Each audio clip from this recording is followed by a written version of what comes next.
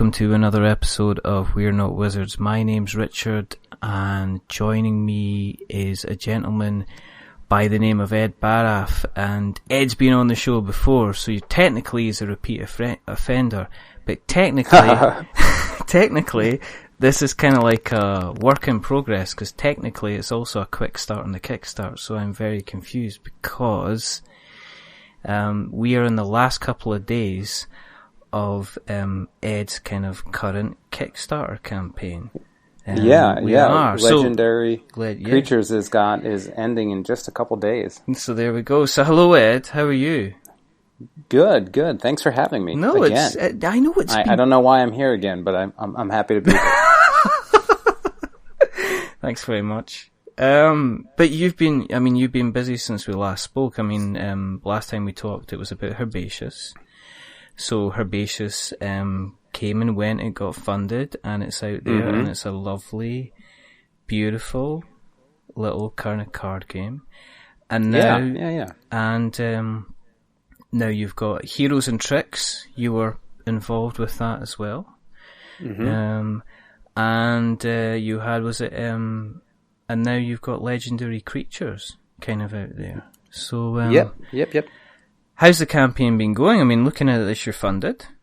It's been going well. It funded, I think, on day 2 or perhaps morning of day 3, and we've been working on it, knocking out some stretch goals, and gearing up for the final 48 hours. So, overall, it's been a solid campaign. We're probably coming on 620 type backers, so not the largest. Herbaceous was by far my largest campaign, but number of people are going to get a chance to play and get the project moving, get the game kicked off.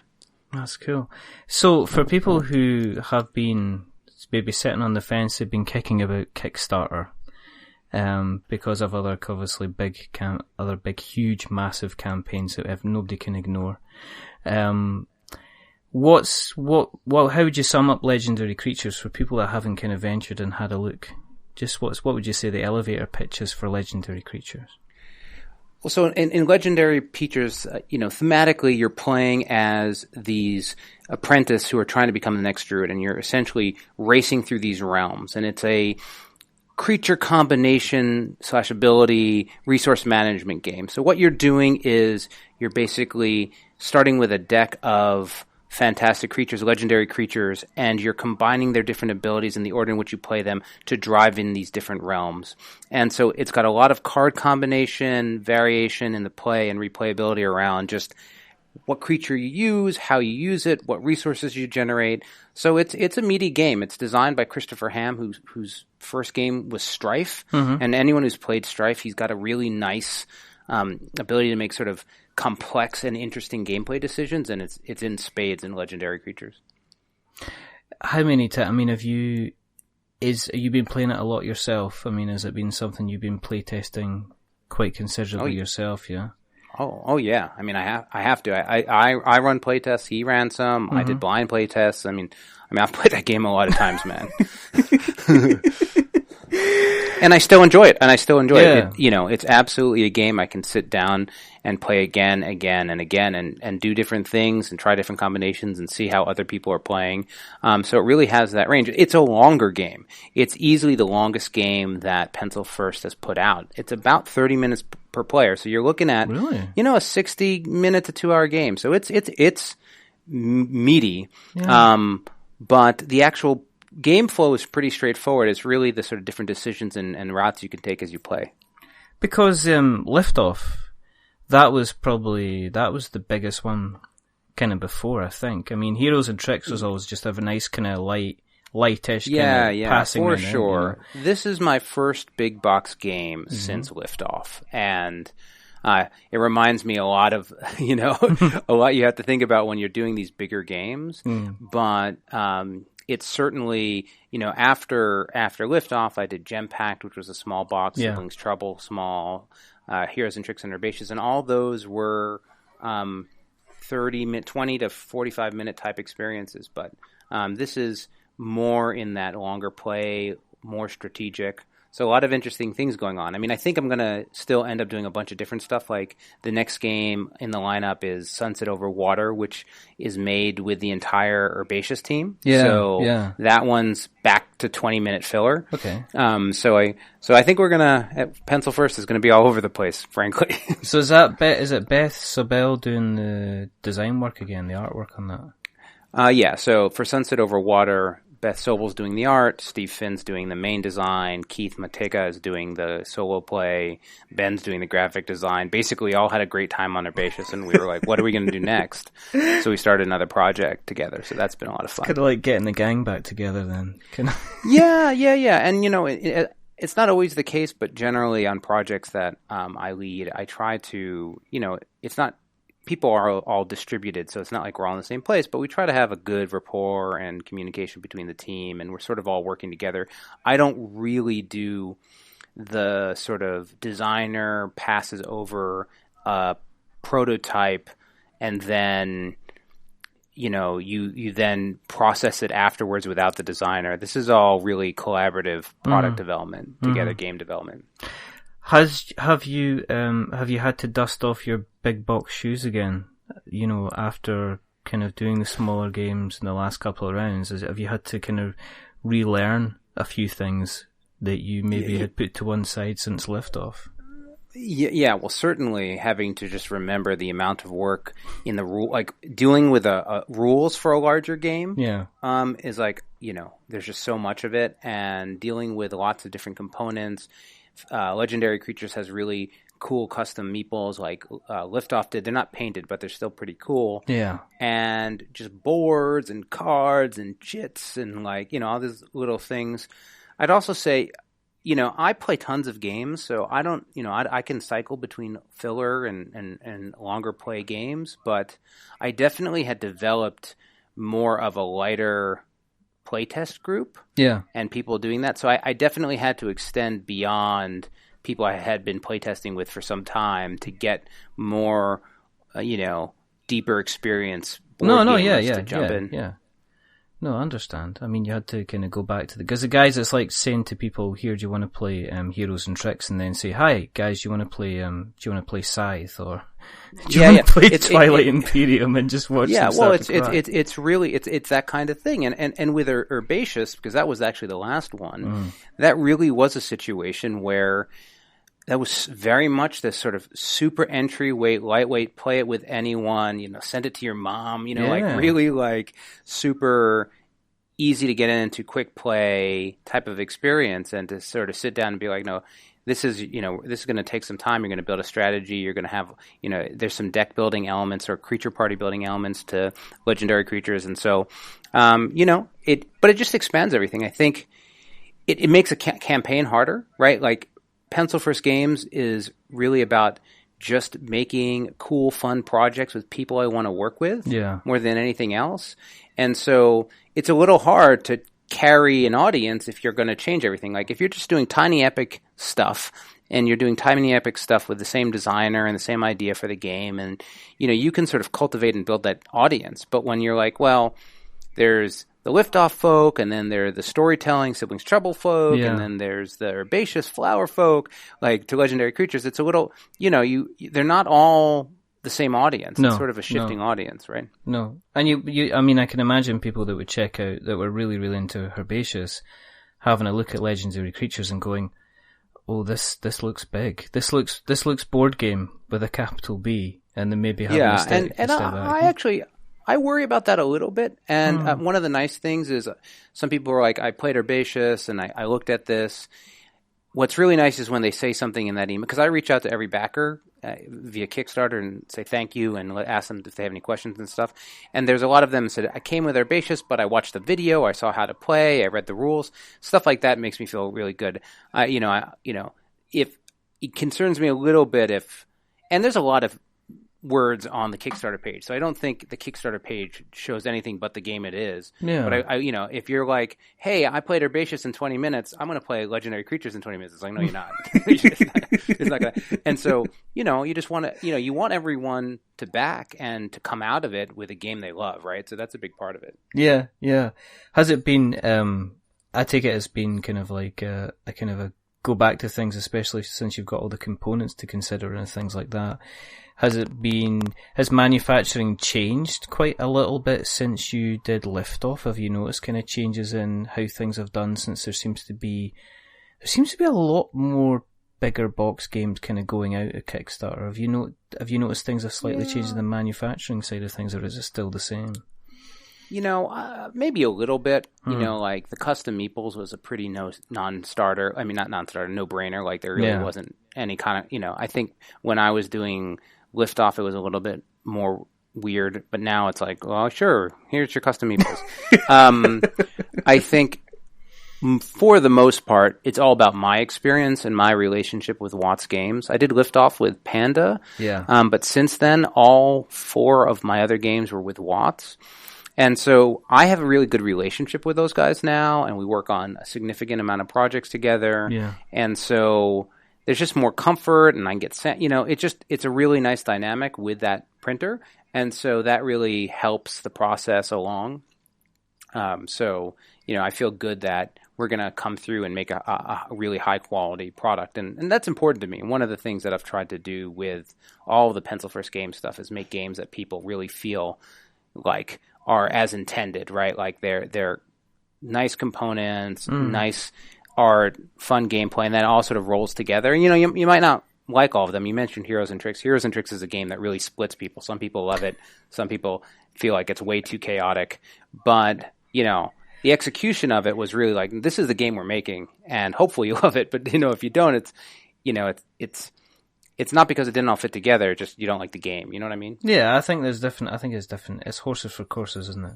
I mean, when you see, it's just, you can't, again, it's like, well, did you play Gem Pack? Did you play Herbaceous? Well, here's Heroes and Tricks. I mean, they're relatively slightly, I could see somebody picking up Herbaceous and then going to Heroes and Tricks and saying, well, that's a completely different game. And I guess, but what you're doing is a good thing, because it's very, very easy for a game designer, a game publisher to be labeled with producing kind of certain types of games. And if you're already going in and saying, well, we're diversifying and we're doing, here's a big box game, here's our set collection game, here's our trick game, that kind of, I guess, puts you in a good footing for where you go next. Because if you go and do something different, people aren't going to be turning around and going, Pencil First are doing something completely different they've never done before. How are they going to deal with kind of doing all these kind of different things? So it's kind of cool. I think there's truth to that, and again, we're it's more, I don't have any employees, right? So it's me, but it's really about making the game that I'm excited about, with either I'm designing or with a designer who's super excited about it, and bringing on the right artists. And it's really these projects where we pull everything together and work and make a cool game. Making sure that you can, communicate it in a Kickstarter and do all the things you need to actually make it a reality. You have to be good at, but it's not so much, I'm not a publisher in the sense of, it's a hobby. Pencil First Games is a hobby company. It's a hobby for me. So I think that it's an awesome opportunity to make cool things, connect with people to support them, and bring them to market. And I'm really excited about doing each and every one. And they're just all different. I'm working on a game with Keith Mateka now. Mm-hmm. That's totally different again. So we're doing all sorts of things.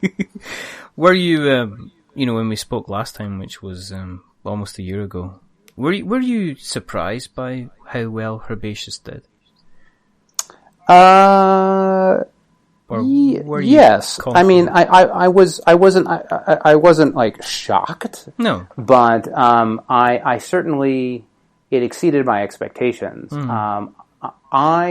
It's one of those things. In many ways, of everything in all the games I've done, Herbaceous was the most like a product, that in the sense of, it all started with this incredible herb art that Beth did.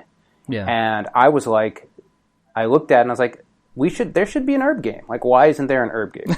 We should make an herb game. And then I was sort of working on it, and I wasn't happy with where the design was. And I was like, I wanted to work with Steve. Hey, Steve, you want to make an herb game with me and Beth? And then, But the whole way through, it was like, this is going to be a game that's lightweight, that you can play with your family, that you can play with your parents. Like, very, very particular to me was like, I want a game you can play with grandparents. No, yeah. My mum was, when I showed it to my mum, and she says, so this is a card game. But there's not all these... I've seen your card games. They've got like pictures of dragons and heroes and numbers, and there's like text underneath, and I can't make head nor tail of them. And it's like, no, this is a card game. And she's like, this is beautiful. I could write on the back of these and send them to my friends as postcards. And it says, if you write in the back of these cards, yeah, you can be a lot of trouble, Mum. Yeah. Well, so the interesting thing was, so that it was like the audience and the market from a product perspective was crystal clear. Yeah. And so I think it was in the campaign page. We really struck at that hard. I mean, I think I had like a Mother's Day card and like all sorts of things, and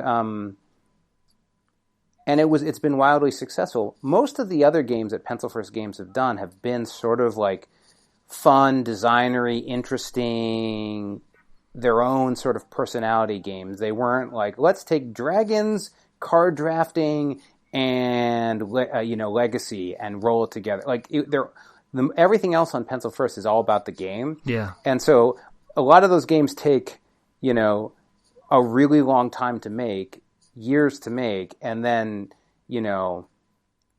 they do well, but they don't do well as the Herbaceous, which was relatively quick comparatively to those games and just hit an audience in the right way, and it was at the right weight. So, it's both like exciting at the same time as sort of depressing. It's like, that game we spent 3 years working on, people didn't get it, but this game that we put together that was really limited but really specific to an audience caught on fire. Not on fire, but did really well. So it just speaks to the difference between like making games and making products.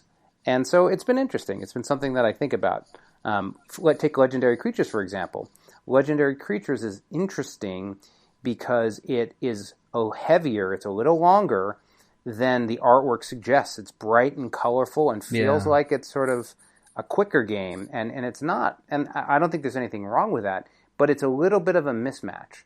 And when you have a little bit of a mismatch, it gets a little harder to describe the game, and people hesitate a little because they're like, oh, well, I like the looks, but it seems a little long, or I don't mind the game time. The game seems great, but it sort of seems a little cartoony. And you sort of sit in between audiences sometimes, and that can make it tough. I like that, though. I like the artwork. To be perfectly honest, that's one of the things that... Because I'm a bit of an art snobby type guy, if something's got good art. But what I like about... when I saw Legendary Creatures, one of the things I thought about is I thought it wouldn't be, you could potentially see it on the same shelf as you would see, like, say, Catacombs 3rd edition or something like that. It was it had that kind of cartoony, pleasant, this would be a game I would show people just because of the artwork kind of thing. Do you know what I mean? Sure. Yeah, so I mean... Yeah, well, I mean, and again, I love... So, and part of it is my taste, too. I love color, and I love pretty, and I love fun, and I can have a heavyweight game that doesn't have to be like, gritty and dark and red and black. And so, like... We've got enough of that. We don't need any more of that, I think that way, but at the same time, it's still, audiences are audiences, and when you don't do something they expect, it's confusing sometimes. So, again, it's just, it's all part of the learning process, and I've been just trying to, do more and more of these games, learn more, build up, relationship with the backers, try to deliver and do things the right way, and, I'm having fun, so that gets me most of the way. So let's talk, let's do some quick prices on it, because you can get the base set for is it $39? Yeah, it's $39. Yeah, it's $39, and probably if you're in the UK, I want to say it's $49. I could be mistaken. I think I gave that. I think UK was $10 shipping. Yeah, it was. Yeah. So it's an extra £10 for shipping to the UK. So well, $10. I don't know. $10, yeah, $10. So that's about £8. So it's not really. It's very cheap because every time you try to ship something from the US, normally it usually costs about $150 to ship over. Well, that's really for what it's worth. This is the first time on a campaign I've given the UK specifically what I've essentially given is Canada pricing because I usually on past campaigns I bundled all of EU together. Yeah. But in reality, since I ship from Game Quest, which is based in the UK, I was looking at the numbers on the last campaign, and actually, because it's not the lightest game. I mean, it's a heavy game. There's a lot in there. Mm-hmm. We were looking at the numbers. I was like, oh yeah, I can give them a better deal for UK. So there you have it. You're so nice. No, I mean, there's nothing. I mean, there is nothing worse than, and it seems to be the trend nowadays is that you'll have like. It's $50 or it's $75 for the game, and then there'll be shipping will be charged after the event. And you get all the way through the pledge manager, and you discover that shipping's going to be like 50% of the actual cost. And I think people are getting educated that actually it does cost money to ship something. Amazon's done everybody a disservice by thinking free shipping means that it costs nothing to ship everything everywhere, but it kind of costs a lot of money. But no, that's a really good rate. But you're also doing what you did. You can get Herbaceous as well. So you've got your Herbaceous bundle, so you can get legendary creatures, and you can also get Herbaceous included. And then you've got the Adventure bundle, which is $79, which includes the Siblings Trouble and Heroes and Tricks as well. So it's a nice little combination. It's kind of like welcome to the kind of the pencil first kind of family. Here's the other games that we do. I don't see other companies kind of doing that, which is an interesting tactic.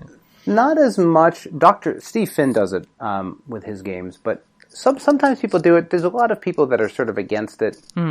I think if you're small, I get asked about all that stuff all the time. The interesting thing is, Liftoff is sold out. Gem Pact is sold out. And actually, once these Siblings Trouble and Heroes and Tricks ship, both of those games will also be sold out or near sold out. So, it's interesting for me because right now, I have to sort of figure out how to do reprints on certain games, or it's not as obvious as people think. No. If you have a game that's not a massive hit, it's not that easy. Herbaceous is the only game to date that has been both successful enough and, generally speaking, cheap enough of a game that I've been able to say, you know what, I'm going to take 70% or 50% of like the bank account for the company and put it towards this reprint without trying to do another Kickstarter reprint. Yeah. Well, I mean, Isaac Childress, he says hello because the only reason the second edition of Gloomhaven kind of exists is because he had to go to Kickstarter. He couldn't just go out and say, right, this is really successful, boys. I'm just going to reprint it with all this money I appear not to kind of have. Yeah, no, I mean, and it's crazy. I mean, you talk about shipping. Back when I did Liftoff, I totally bought shipping. The game weighed more than I thought it was going to weigh. And it ended up, I lost a lot of money on that game. And so the reality was, I mean, getting shipping wrong is really tough, and having a bunch of extra money is really tough. So like with Liftoff, I was in a situation where it sold out. I could have reprinted, but I would have had to spend like $15,000 at the time. I didn't have it, so let's say I had it, $15,000 to do this reprint. And if every copy of the reprint sold, I might make $20,000, right, or 21 or something. And so suddenly, maybe a little bit more, but it would have been over like 2 years. So suddenly it's like, well, I can take all this capital and invest it with a risk that the game's not going to sell, because if I printed and it didn't sell, I'd be sitting on a bunch of heavy games, right? Yeah. And so, no, it's really tough. I've been trying to get Liftoff going again. I actually put together a full expansion. But Liftoff was a little bit underwater, which is upside down, because the component quality was so high that it should have been a $60 price point, but I was making it $50, which is fine. But the market and family weight nature of it should have been $40. So I had a game that was selling for $50. It should have been selling for $40, but the components were $60. So it was really hard to justify it. So I've been looking at perhaps moving to a new printer, or trying to do different things, maybe reducing some pieces or getting rid of an extra, because Liftoff does a lot of things like I would never do again as a game maker. Well, just like it's got a full fold-out board that you put another board on top of. Yes, it does. Yeah, it does. And the board underneath it, all that does, other than be pretty, is show you where the moons go, right? And like, I could have made the shards just a little bigger so that you could put the moon on them as it went around, and I wouldn't have an entire extra. And it wasn't even it's like a super nice board. Like Liftoff is awesome quality game, right? Like Liftoff is really amazing. Yeah. No, I mean, there's no too short. I mean, you kind of set a bar, kind of that thing. Because if I get, you're right. Okay, you ruined Kickstarters for me for about forever, really, because any other Kickstarter I got through, even the card stock was a decent thing. The meeples had they had little pictures on them, but it wasn't stickers. You'd actually somebody taken the time to paint the colours on there. The cardboard was a good size. It was just everything was like really, really nice. So you kind of ruined anything else. Yeah, and I get a lot of Kickstarters, and there's a big range in component and game quality, and there are people who care about that more than others. Yeah. But anyway, all of that together put the game in a bad place. Yeah. And I probably get requests for Liftoff all the time, and if you've made something people want, you want to be able to do it. But so anyway, right now I've been going through quote and option, and what I think I'm going to do next year perhaps is sort of a reprint deluxe new version that maybe has an expansion in it, like it's sort of like jumbo edition, not jumbo in size, but deluxe edition. Yeah. And then I'm also trying to figure out a way to do like an upgrade kit for people who had the original, but that's hard too. So I'm trying to figure it out, man. It's tricky. There's only so many things you can do, and when again, it's both part time, but also there's only so much extra money at any given time in the account, so you got to pick your plays. Right now, that expansion is really focused on expanding liftoff points and pipes and some other fun stuff, and adding more interesting centerpiece, and just really playing with the components. Had another sort of sequel design, which was going to be more along the lines of you've lifted off from the planet with your aliens, and then you start sort of trying to sort of not conquer, but like land and repopulate on a new planet. All right, okay. So with whatever, but it never, I sort of looked around and I was like, if I do anything, I'm just going to do that mini expansion first. But right now, number of things in development. It should be, have a lot of cool projects moving. I try not to set dates when they're not ready. So, they're just a bunch of balls in the air, and as they feel really good, I sort of queue them up for Kickstarter. So, I mean, is it a whole range of other games that you've got then? I mean, is it kind of like going to be like a party bag kind of mix of sweets? You could put your hand in there, you could get a lolly out, you could get a chew out, you could get a taffy, you could get a chocolate bar. It just depends. There's Sunset Over Water, which is pretty straightforward in that it's sort of at the weight of Herbaceous. It's really Project 2 is sort of in your Herbaceous zone in the super lightweight filler. Working on a 2-player asynchronous game with Keith Mateka for next year, which should be fun. Working on got a nice, came up to a nice sort of understanding with Atlas Games on how we could do Unkindness of Ravens, which would sort of expand on Murder of Crows. So that's something that we're working on. But we had to figure that out with them. What else? We are loosely starting to talk about Herbaceous Dice as another project for that team to work on next year. So, yeah. That'd be big chunky, colorful dice then. Yeah. And Steve does good dice games. Mm-hmm. And so, again, they all sort of roll along, and then you sort of figure it out, and you bring them in. Another project I'm working on is called Heroes Welcome. It's not a Pencil First Games game, but I've been essentially doing the product side of it. Yeah. And so Monkey Jump Games, I think, is what Mark's calling it. That'll probably happen as well. So, lots of stuff. It's, I'm still trying to figure out the balance between, I don't like to have a bunch of open Kickstarters, right? So, no. It worked out pretty well with Heroes and Tricks and Herbaceous. And so I felt like that was a good thing. So I feel, there's Legendary Creatures coming to a close. We'll do the Sunset Over Water. Yeah. Then I'm basically going to fulfill them both and make sure they all get the backers, and then probably then do the next one. So I think probably the most is 3 a year if I really pushed, I think. And perhaps. are you any closer to the minis game? Because I think I asked you last time, you went, no. Oh, me actually doing a mini game with minis? Yeah. It's funny. The game we probably would have done it with perhaps was this one I'm working on with Keith, because you have these huge sort of Guardian, Colossal, sort of Shadow of the Colossus type characters. Oh, yeah, okay. But I don't know. I really like meeples. So they're just really awesome.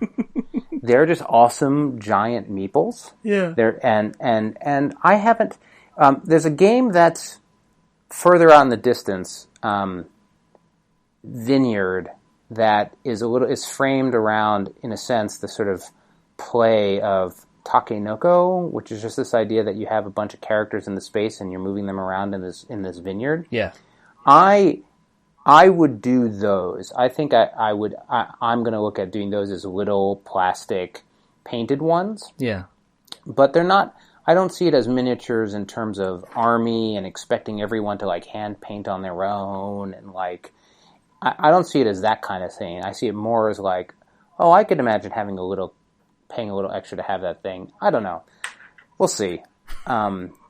Legendary Creatures had a ton of art, right? It's Legendary Creatures is my biggest budget pre-Kickstarter game. And, I think I need to have a balance of these expensive ones and not so expensive ones. And, I'm learning one of the reasons I do all those League videos is because I'm learning every time and with every project and trying new things and just trying to share that. Because you're not just, we touched on this in the kind of the green room, as you would call it before. This is us kind of saying, right, okay, let's phone each other back and try and get this going, because that kind of thing. But you're doing a lot of content now. You were doing content before. There was you were doing kind of like reviews, walkthroughs for a while. How do you find the time? Yeah, the time piece is all about being organized. Yeah. But I think it's been interesting because I was doing, after Liftoff, I sort of made that decision. I was like, games take a year, and I want to do something and add to the community and participate. And so that's when I started doing game reviews. And those are, I was sort of like, hey, these are going to be short. I'm not going to do a ton of B-roll. Yeah. I want to be able to do it and do it in a take or two, and then a couple edits. So it's not, they still take forever to do, but it's not like somebody who's, filming every component and splicing it all together. But so I was doing that, and I'd always film my like how to play or any of my any of the videos I did for my games, for Pencil First Games. I started, and actually it was Liftoff. If in the final campaign I had committed to saving the aliens, and I did this road trip video experience which was like the first giant video movie modern day that I've ever made, and it's expansive. It was over 3 episodes, and it was over like 5 states, and even had some special effects. And so after that, I was doing these videos, and then the start of this year, so whatever it is, like 7 months ago, has it only been that much? I guess so. The League of Game Makers said, "Hey, do you want to do articles for the League of Game Makers? You've written a couple, and we want some more. We're looking to grow the group a little bit." Yeah. And they were like, "But we'd want like an article a month." And I was like, "There's no way I'm doing an article a month, guys." But I was like, I could do a video a month. I could even do 2 videos a month. Oh, because I had been thinking about how I could do different things than just reviews anyway. Yeah. And so I started in with them, and I ended up, it's been this cool content outlet, and I've expanded. I started with the, sort of design and Kickstarter basics, and then Kickstarter Advanced, and then I've started doing these Q&As and sort of pseudo interviews. I've done the 10 designer map sort of thing, and so I also, even recently in the last 2 months, I started doing this another perspective. I don't know if it's like a series or like format, and like it's like a type of content where I look at something that's happened in the industry and I give some perspective on it, and those have been reasonably well received. So, it's strange. I never really thought of myself as a content creator, but like you sort of look back at it in a moment, you're like, oh, I've made 325 game reviews, and I have 50 League videos, and suddenly you're like, oh, I've sort of made 100 hours of content or 1,000 hours of content. Like, I guess I make content. I know, but it's getting that balance though. I mean, that's what I thought, because I was sitting there the other day and I was like going, this is going to be episode 83, and I don't remember. I get to the point now I go back and I think, I don't think I've made that. I must have made a mistake somewhere in my counting, and then you check and you go, nope. Podbean definitely says there's 82. There's 82 other kind of podcasts out there with you talking on them. I was like, oh my goodness, how does that happen? But do you, are you kind of like spitballing at the moment? Are you just kind of seeing what's kind of out there and working? Have you got a definite plan? Are you doing it just because, do you know what? I enjoy getting in front of the camera, or I enjoy having a chat about stuff I care about.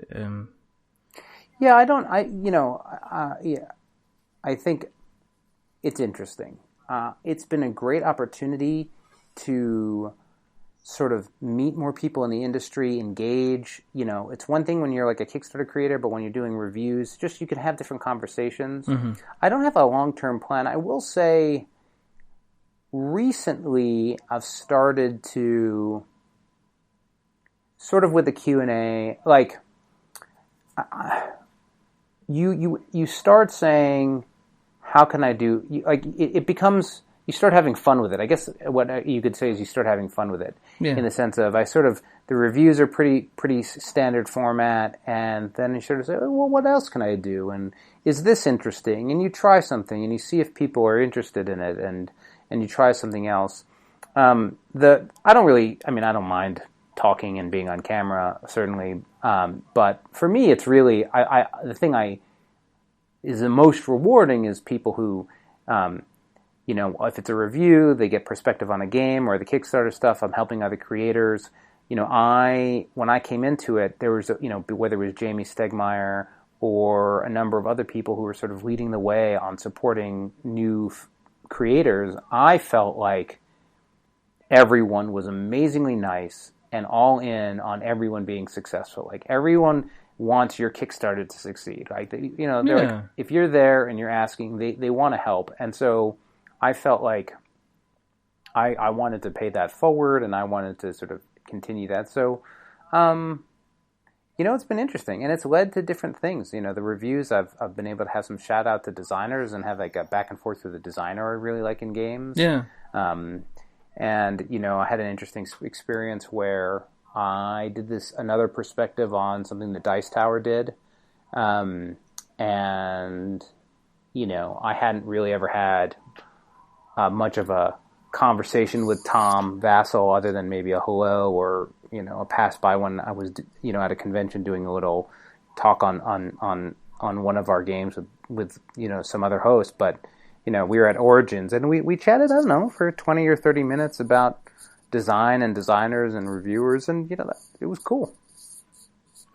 It's kind of, I'm continually kind of struck by how open and friendly the entire community is, and how it kind of doesn't seem to have the same kind of, there's a little bit of a toxic community about the video game industry, which I hope doesn't end up landing in the board game industry, because the board game industry still seems to be, it just generally people are kind of helping each other.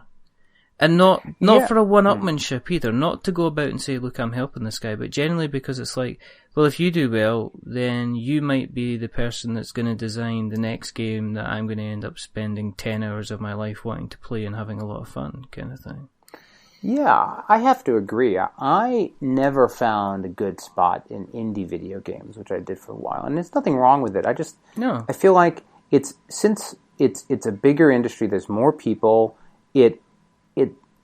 everyone's sort of doing their own thing. I think in the board game space, and sort of intrinsic to playing board games with other people, there's just more of a community fabric, and I've just found it more enjoyable. Like I found much more of because my career is video games. I spent 15 to 20 years doing video games, and I never really felt like I was part of a community, in the sense that with board games I have.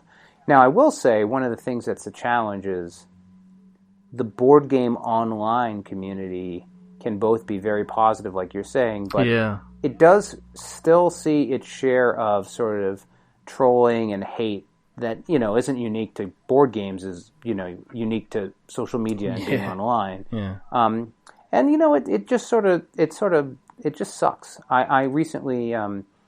there's been a big conversation around reviews and paid content and content marketing and all this stuff. And I was asking some questions to board game reviewers and to Kickstarter creators, and there's still a lot of vitriol in places. And I ended up doing I think we were talking about this. This might land soon, but on Friday of this week. I have a video on my channel about talking through, reviews and paid content and stuff like that. And a big part of it's just like, hey, we're all in here to help each other, right? We all want to win. it's all symbiotic, and we should be able to figure out a way to think through this and make the right decisions. There's been, even the last couple of days, and man, I don't want to talk about it because I don't have any information, but I know, there's just been lots of drama on the board game group Facebook page and everyone other Facebook page and a lot of angry people. And it seems to bubble up at different times. And, I just hope we can continue to grow as a community, because I think we have a long way to go. But, I think there's places where it gets nasty still. Yeah, I know. But then there's things like that where I can, email the likes of yourself and say, do you fancy coming on and having a chat? And you'll be like, yeah, it's cool. Or, it's like like Jamie, where we've both now spoken to Jamie and, Jamie Stegmeyer, and he's just genuinely really nice. And it's like, when do you ever get grumpy, Jamie? Ever? Yeah. Do you ever get grumpy, Jamie? Maybe at the bottom of Charterstone, you lift up the final bit, and there's just a big picture of angry Jamie at the bottom going, "Roar!" like that. I'm burning your village to the ground, kind of thing. Yeah.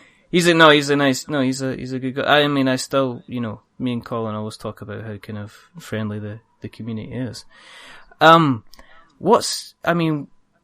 You're going to be doing all this content. You're going to got lots of kind of games going out. Are you, the most important question of the day is the hair, Ed. Are you continuing to let this bad boy just grow?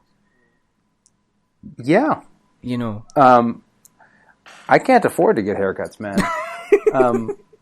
You might not know this. You probably wouldn't know this, but basically I'll just, when I get a haircut, when I do actually get a haircut, I will basically shave my head, like not with like a bic, but like to like a 2 or something. Really?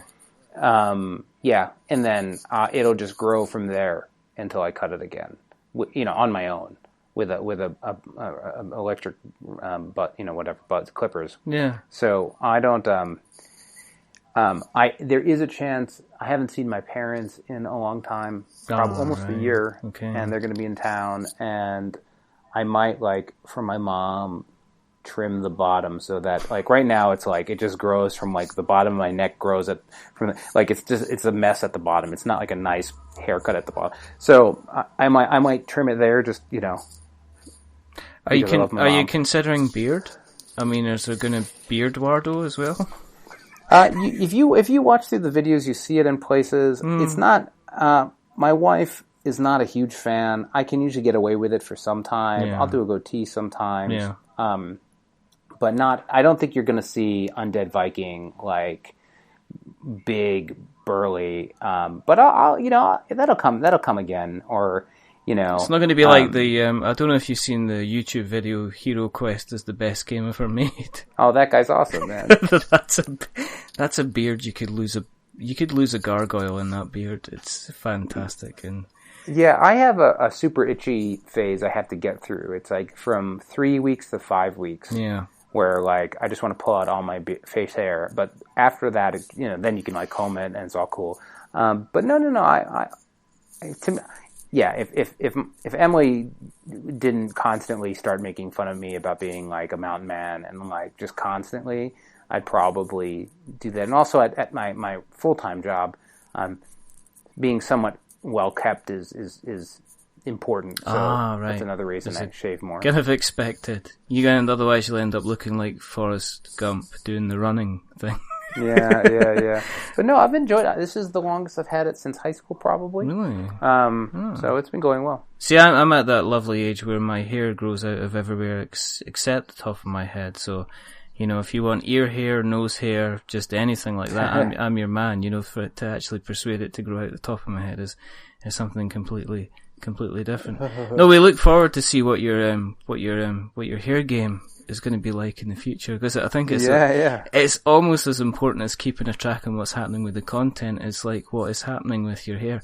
I reckon the crazy thing is I have this sort of digital now that I've been doing content creation for almost 3 years now, video stuff, right? So you can just sort of look through and if I'm not mistaken, I've not gotten a haircut once since I've been doing the YouTube videos.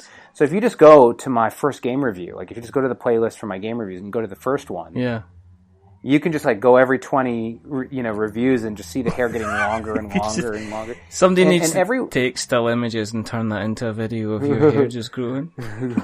Every once in a while it breaks down a little bit because I'll film a review and then somebody will delay their Kickstarter for 2 months or it bounces around a couple times, but just generally you can see me going from short hair to long hair in those videos.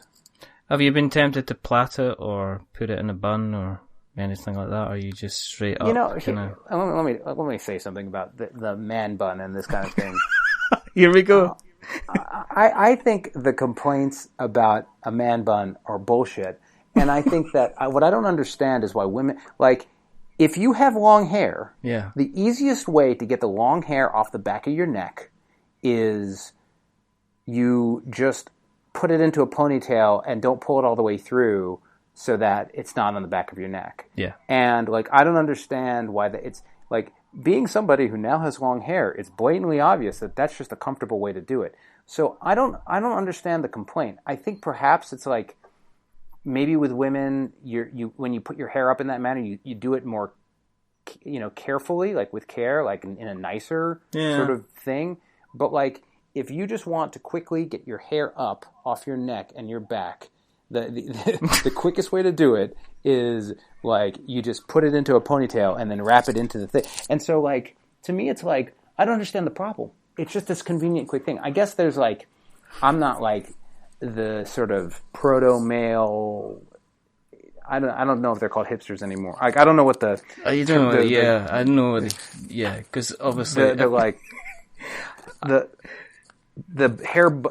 people who are like young, gorgeous men with hair buns, right? Like, or whatever that is. But just generally, it's just like... when people are like, oh, you're putting your hair in a hair bun, it's like, man, I'm just getting off the back of my neck. I know. If you have a better solution, give me some chopsticks. I don't care. Exactly. Exactly. Anyway. So that was hair care, 10 minutes, and we're not wizards. Join us next week. Well, that's the crazy thing is I've been, now I have to like ask women, like, whoa, what do you do with frizzy hair? I don't know what to do with this. Is that what happens in the humidity? Because you're in California, aren't you? Yeah. Well, I just don't. I think at some point when you've been living with long hair your entire life, you don't have to be a woman to do that, right? No. You could just be a guy who's had long hair for a long time. Yeah. But being somebody who, this is the first time I've had this long hair for this extended of a period in 20 years. Like, I don't know how to do all this stuff. Like the other, I think Emily, my wife, was saying you shouldn't, if you take showers with colder water, your hair won't frizz up as much. Like, I don't know any of this. Like, my relationship with my hair is not something that like I have perspective on, but I'm starting to learn. Anyway, you need to do a Kickstarter and it needs to be called Strong Hair Game. Yeah. And that's what you need to do. It needs to be hair care and everything like that. That's how you need to do this. Yeah, I might have to do that. This is going to be interesting. Oh, what did you do? I spoke to Ed Baraf last night. What did you do? Well, we spoke about his Kickstarter campaign, what he was doing on social media, and then we spent a little bit of time talking about hair care. Do you use both? I mean, this is the thing. Men and women shampoo, is there a difference? I mean, do you just use anything at all? I use anything at all, man. Yeah. I have moved to not using an all-in-one for my hair, like having a shampoo and a conditioner. It's nice, but I just want to be clear. We were talking about games, and you brought this up. Yeah, I didn't bring this fine. up. That's fine. It's on the record.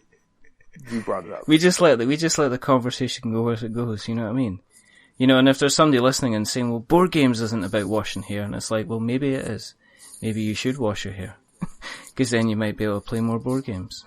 I'm just that I don't know, there's some kind of ridiculous kind of tie-in kind of going on, but you seem to have a lot going on, which is all kind of super exciting. But, and we will make sure that, we'll put links to all of your stuff, in the show notes. But for people listening just now, where's the best place that you can find you? Well, if you're listening right now, what I'd appreciate most would just be to go to Kickstarter, look up Legendary Creatures, and check it out. But that aside, you can go to baraf.com, www.baraf.com, B-A-R-A-F. And on YouTube, I just renamed my channel. It used to be Edo Barafu, but now it's Gaming with Edo. So it should be pretty easy to find. And, check it out. Cool. And you're on the normal Twitters and Facebook groups and places like that of this world. I'll get the links off you and I'll make sure that they appear in the show notes. So check out Legendary Creatures. Come back next week where we'll be discussing the do's and don'ts of making a beef stew. And Ed will be bringing along his top tips on why you should be cutting carrots horizontally instead of vertically. If you want to keep an eye on what we're up to, and I've no idea why people continue to do this, but good, God bless you if you do. You can find us by going onto Google and searching for We're Not Wizards. You can find us on Facebook. You can find us on Twitter. You can find us on Instagram. We're on YouTube because the wonderful people at Podbean automatically put all of our podcasts onto YouTube. We don't have one of the custom URLs because we don't have enough people subscribing yet. But we are trying to make that happen. If you want to help the show, you can do a couple of things. Jump onto iTunes and drop us a review. Drop us a subscription. If you are going to drop us a review, then make sure you don't give us 10 stars because that gives us a huge big head. And we become quite arrogant. But don't give us a 1 because that will make us upset and make us cry. Give us a 5. Give us something in the middle. Something quite average. Because we are decidedly You're really average. selling it there. Well, There's only 5 stars on the iTunes review. Ah, I get it. See? I get it. Now I understand. Every week it gets ruined. Every single week. But the person that's not been average at all is the wonderful Ed Baraf from Pencil First Games. This has been a pleasure.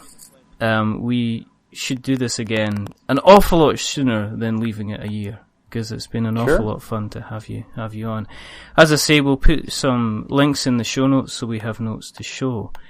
But until the next time, there's only a couple of things left to do. The first thing is to remember that we are many things, but we're not wizards. Are we wizards, Ed? We're not wizards. Definitely not. And the second thing to do is to say goodbye. So it's a goodbye from the wonderful, the fantastic, the long-haired wonder that is Ed, Ed Baraf. Say goodbye, Ed. Bye, have a good one. And it's a goodbye from me. Remember, stay safe, roll 6s, get yourself on Legendary Creatures and check it out. Because it's, Kickstarter is a wonderful thing, and it allows people like Ed to put things like Legendary Creatures in front of you. Check out his YouTube stuff, because it's good fun and very interesting, and he is also definitely a pro subscription, so drop him something there. But until the next time, it's a goodbye. Bye.